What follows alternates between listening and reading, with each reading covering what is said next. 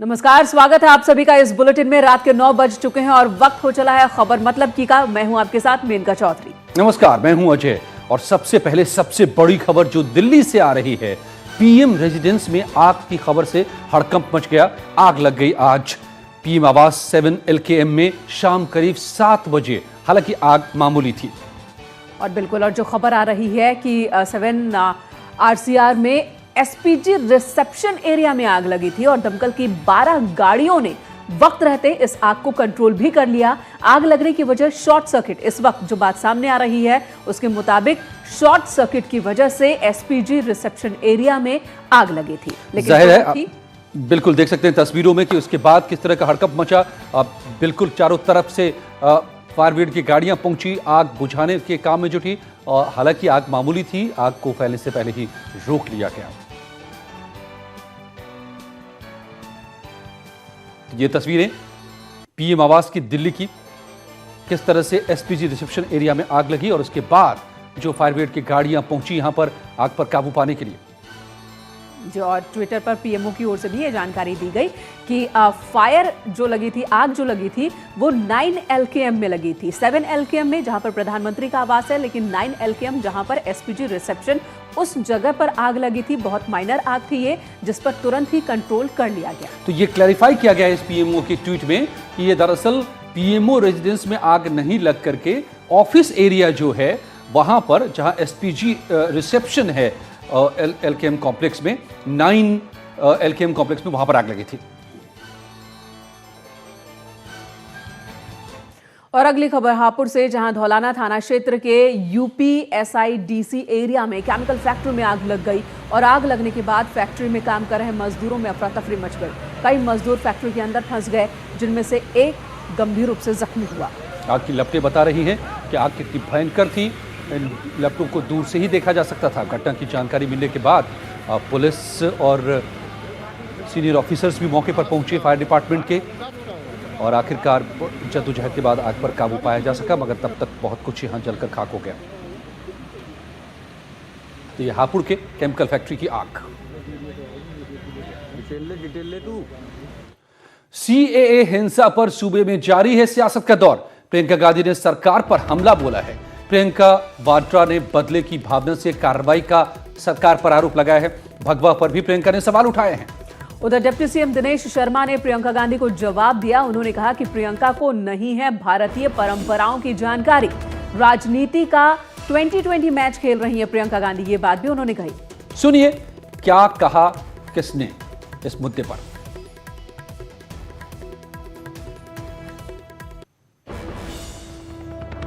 ये तो स्पष्ट होना चाहिए कि किसने जलाया है, किसने किया है। सबसे पहले तो जांच होनी चाहिए। जांच होनी चाहिए। जब जांच होगी तो पता चलेगा कि X या Y या Z ने जलाया है, तब पूरी तरह से कार्रवाई करिए। बगैर जांच के कैसे हो सकती है कार्रवाई? बगैर जांच के आप इस तरह के एक्शन कैसे ले सकते हैं जो सरकार ले रही है रोज रोज? अर्जुन को प्रवचन दिया जब महाभारत युद्ध में वो महान योद्धा मैदान पर खड़े थे, तो श्री कृष्ण ने उनसे बदले की बात नहीं की, रंज की बात नहीं की। उन्होंने उनमें करुणा और सत्य की भावना उभारी। उत्तर प्रदेश के मुख्यमंत्री जी ने योगी के वस्त्र धारण किए हैं, भगवा धारण किया है। ये भगवा आपका नहीं है, ये भगवा हिंदुस्तान की धार्मिक आध्यात्मिक परंपरा का है, हिंदू धर्म का चिन्ह है। उस धर्म को धारण करिए। मैं अपनी सुरक्षा का मुद्दा बिल्कुल नहीं उठाऊंगी क्योंकि ये बिल्कुल फिजूल का मुद्दा है। इस मुद्दे का कोई पब्लिक से कोई मतलब नहीं है। और प्रियंका गांधी ने सीधे सीधे CM पर भी निशाना साधा, जिसके बाद मुख्यमंत्री योगी आदित्यनाथ के ऑफिस ने ट्वीट किया। प्रियंका गांधी पर हमला किया गया है, जवाब दिया गया है। बेसिकली यहां पर योगी के ऑफिस ने ट्वीट कर लिखा कि सन्यासी की लोक सेवा और जन कल्याण के निरंतर जारी यज्ञ में जो भी बाधा उत्पन्न करेगा उसे दंडित होना ही पड़ेगा। यह भी लिखा गया है ट्वीट में कि विरासत में राजनीति पाने वाले और देश को भुलाकर तुष्टीकरण की राजनीति करने वाले लोक सेवा का अर्थ क्या समझेंगे।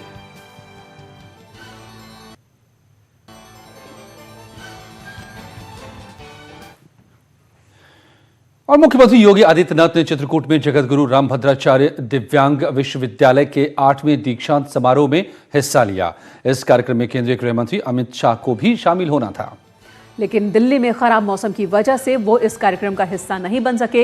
इस समारोह में मुख्यमंत्री ने जगतगुरु रामभद्राचार्य को साहित्य भूषण सम्मान से सम्मानित किया। समारोह में यूनिवर्सिटी के 923 छात्रों को डिग्री दी गई।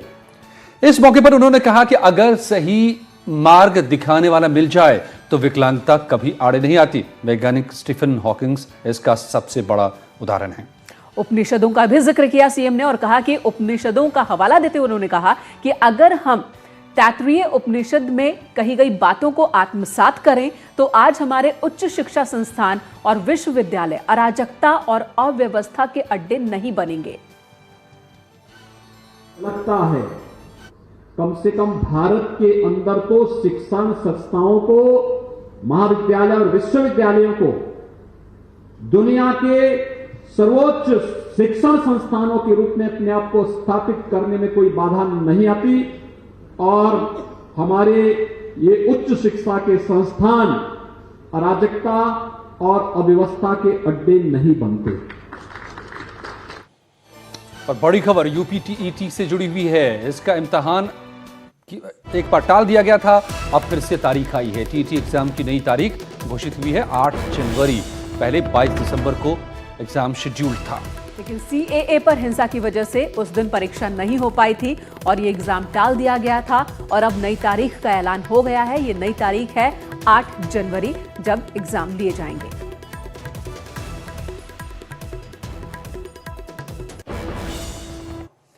मुरादाबाद के नागफनी थाना क्षेत्र में उस वक्त चीख पुकार मच गई जब यहां बन रही सीवर लाइन के बगल में सड़क धंस गई और वहां से गुजर रही 2 पहिया गाड़ियां जो हैं उसमें गिर गई।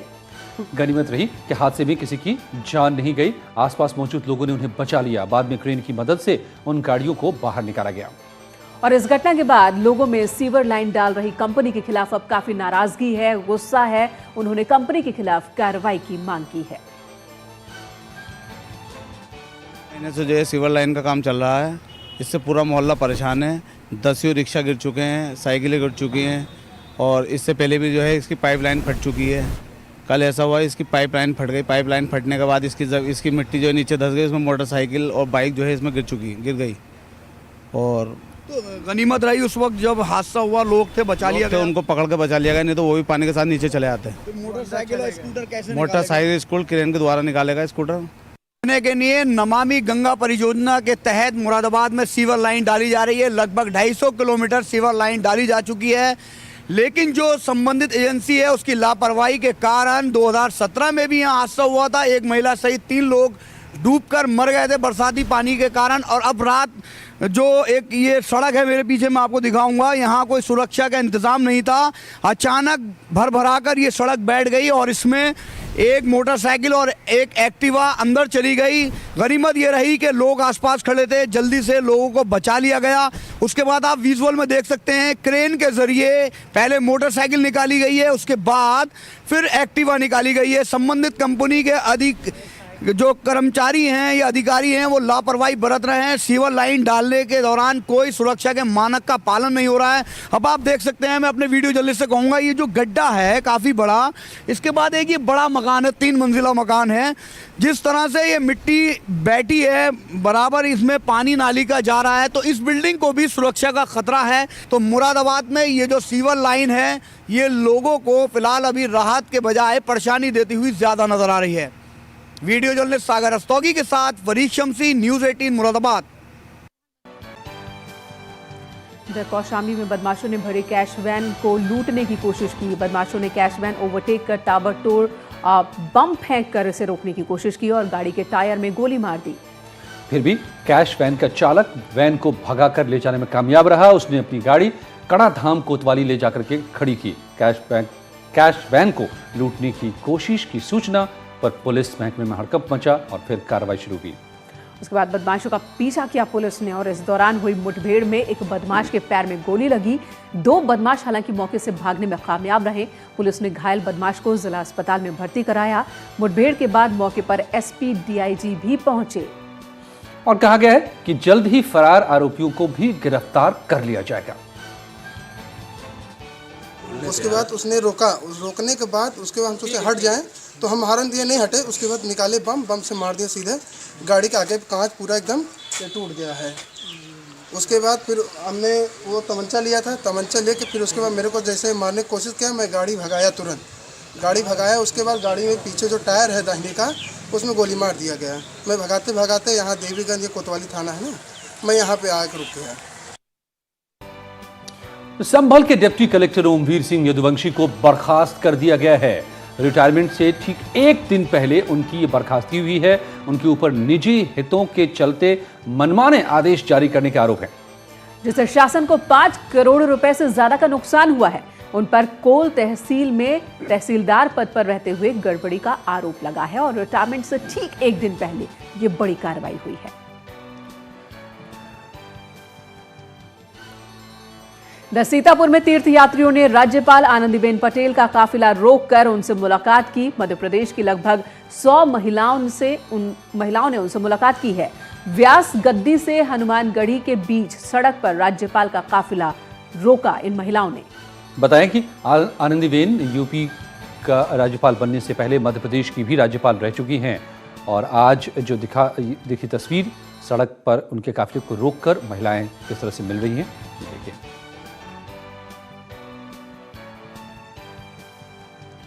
बाबरी मस्जिद के मुद्दई रहे इकबाल अंसारी ने पीएम मोदी, सीएम योगी और रक्षा मंत्री राजनाथ सिंह से राम मंदिर निर्माण में हाथ बटाने की अपील की है। इकबाल अंसारी ने कहा कि अयोध्या विवाद पर कोर्ट ने फैसला कर दिया है, अब जल्द से जल्द मंदिर का निर्माण शुरू होना चाहिए। इकबाल अंसारी ने यह भी कहा कि हम भी चाहते हैं कि अयोध्या में भव्य मंदिर बने और यहाँ विकास हो, चौड़ी सड़कें बने और इसमें अपना योगदान भी अंसारी साहब देना चाहते हैं। अंसारी ने दरअसल पीएम मोदी और सीएम योगी से भी अपील की है कि वो भी हाथ बटाएं और जल्द से जल्द मंदिर का निर्माण शुरू हो। कोर्ट ने फैसला कर दिया मंदिर का काम शुरू करें। हम तो ये चाहते हैं कि मंदिर का काम जल्द शुरू होना चाहिए।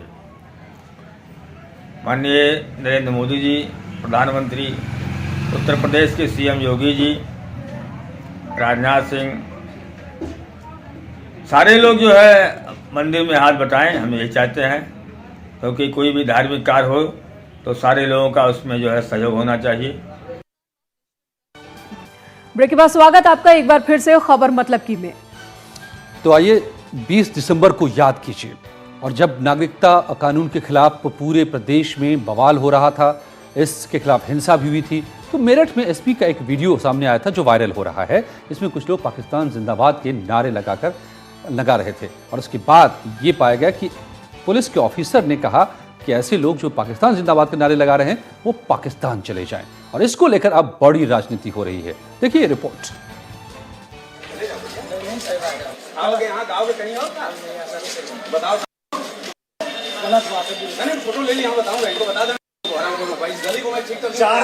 चार थे फोटो हो गई। मुझे याद हो गई, याद रखना। जब मुझे याद हो जाता है ना तो नानी तक मैं पहुंचता हूँ, याद रखिएगा आप लोग।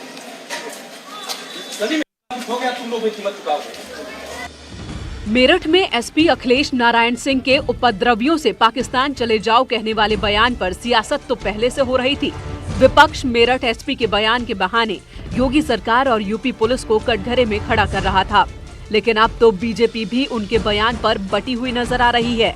पहले सुनिए कौन कौन से बड़े नेता मेरठ एसपी के साथ खड़े हैं। उस एसपी को तो धन्यवाद देना चाहिए। वो एसपी ने क्या किया? वो एसपी ने वही किया जो एक शासन को करना चाहिए। क्या शासन ने किया? कोई पाकिस्तान जिंदाबाद के नारे लगाए, कोई पाकिस्तान की तरफदारी करे और पुलिस को चिढ़ाए पाकिस्तान जिंदाबाद कह के, यानी भारत को चुनौती दे रहा है। ऐसे लोगों के ऊपर पुलिस की कार्रवाई होनी चाहिए। सारे मुसलमानों के लिए इस प्रकार की, जहां तक मैं समझता हूं, बात नहीं कही। जो पाकिस्तान जिंदाबाद का नारा उनके सामने लगाते हुए उपद्रव कर रहे थे, पत्थर फेंक रहे थे, उनको शायद ऐसा उन्होंने कहा है। मैंने पूरा क्लियर नहीं हूं मैं अभी, लेकिन इस प्रकार मेरठ एसपी सिटी के बयान को भी जो हवा देने का काम, तुल देने का काम किया जा रहा है। कोई मतलब नहीं है। अगर कोई उपद्रव करेगा, यहाँ पर पाकिस्तान जिंदाबाद भारत मुर्दाबाद के नारे लगाएगा, तो उसके लिए तो मैं समझता हूँ एसपी सिटी का बयान कोई गलत नहीं। निश्चित रूप से जिन परिस्थितियों में वहाँ पे बयानबाजी हो रही थी और जो माँ भारती को गाली देता हो, तिरंगे का अपमान करने की बात करता हो और देश विरोधी नारे लगाता हो, ऐसे लोगों को इस देश में रहने की आवश्यकता नहीं है। जो देश प्रिय हो वो वहाँ जा सकते हैं। वहीं केंद्रीय मंत्री मुख्तार अब्बास नकवी के बाद बीजेपी के वरिष्ठ नेता और राष्ट्रीय प्रवक्ता शहनवाज हुसैन ने भी साफ कह दिया कि एसपी को किसी भी भारतीय को पाकिस्तान भेजने का अधिकार नहीं है। देखिए, अगर वो बयान सही है तो वो निंदनीय बयान है।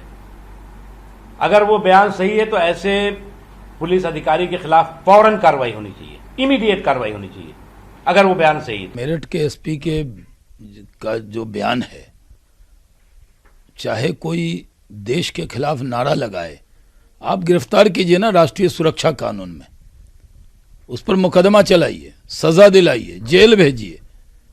जेल भेजने का अधिकार किसी एसपी को है, पाकिस्तान भेजने का अधिकार इस देश में किसी को नहीं है। एक ऐसे मुद्दे पर बीजेपी के दो बड़े मुस्लिम चेहरों के इस बयान से पार्टी असहज जरूर नजर आ रही है। साथ ही विपक्ष को भी बैठे बिठाए सरकार को घेरने का एक मुद्दा मिल गया है। मेरठ के एसपी के पाकिस्तान जाओ वाले बयान पर सियासत थमते हुए नजर नहीं आ रही है। जहां एक ओर कांग्रेस समेत पूरा विपक्ष इस मामले पर आक्रामक रुख अपनाते हुए योगी सरकार को कटघरे में खड़ा कर रहा है, वहीं दूसरी ओर बीजेपी के अंदर भी इस मामले पर कोहराम मच गया है। अनूप गुप्ता के साथ पवन गौड़, नेटवर्क 18, दिल्ली।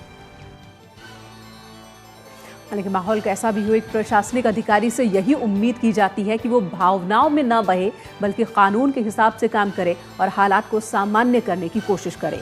इधर कानपुर के कर्नलगंज इलाके में वाहन चेकिंग कर रही पुलिस ने 2 युवकों की गाड़ी को सीज कर दिया, जबकि उनके पास ड्राइविंग लाइसेंस समेत सभी जरूरी कागजात थे।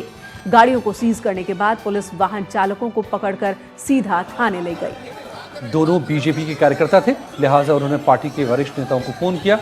देखते देखते कई नेता थाने पहुंच गए और पुलिस के खिलाफ जमकर नारेबाजी करने लगे। पुलिस ने जब गाड़ी नहीं छोड़ी तो कार्यकर्ताओं ने सीओ कर्नलगंज का घेराव किया। थाने में हंगामे की खबर पर पुलिस के आलाधिकारी भी पहुंच गए तो उन्होंने फोन पर दिशा निर्देश देकर आरोपियों को छोड़ने को कहा।